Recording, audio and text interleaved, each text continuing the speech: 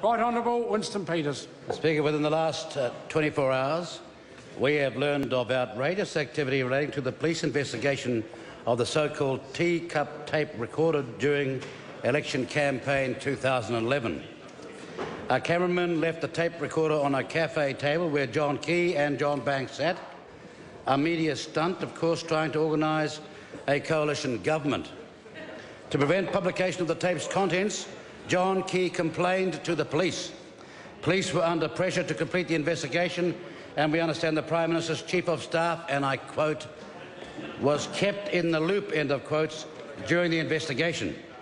New Zealand First has learned that police recorded discussions to seize the telephone records of a private citizen so they could lay charges against the cameraman. Mr. Speaker, that citizen was me.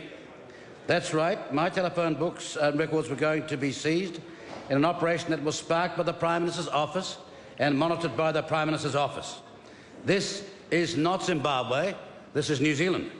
If there had been a security issue at stake, I would have handed over my cell phone records and any other records to the authorities immediately. But it was not. Mr. Speaker, there is information in a police file that says police would have taken my phone records to lay charges and make a case against Bradley Ambrose. Now, if Mr. Eagleson, Mr. Key's Chief of Staff, was being kept, and I quote them, in the loop, end of quotes, during the investigation, it stands to reason that the boss, John Key, would also have been in the loop as well. That is perhaps the reason he backed off demanding a prosecution. He would have to admit that his politically motivated use of police led to a private citizen's phone records being accessed illegally, and it's the reason why today, when asked that critical question, he's refused to answer without advice. I was nowhere near the cafe. I had far better things to do. Now, there's another element to this gross invasion of privacy, a rather sinister element. Why would a group of people in the Prime Minister's office, funded by the taxpayers, be involved in a police investigation during an election campaign? This was not a leak from a state intelligence agency. This was not a matter of national security or even a matter of life and death. It was about a petulant Prime Minister trying to save his face and his backside. Now we have to ask, did he actually sign a warrant, or was he prepared to? Did the police look at my phone records anyway? How did they know they had to seize them to carry out a successful prosecution?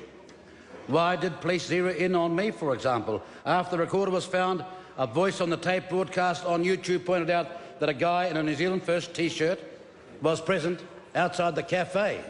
That meant that New Zealand First was suspected at the outset, despite the fact that people wearing T-shirts with New Zealand First on them are legion all over the country, in their tens of thousands. At the time, I was a private citizen.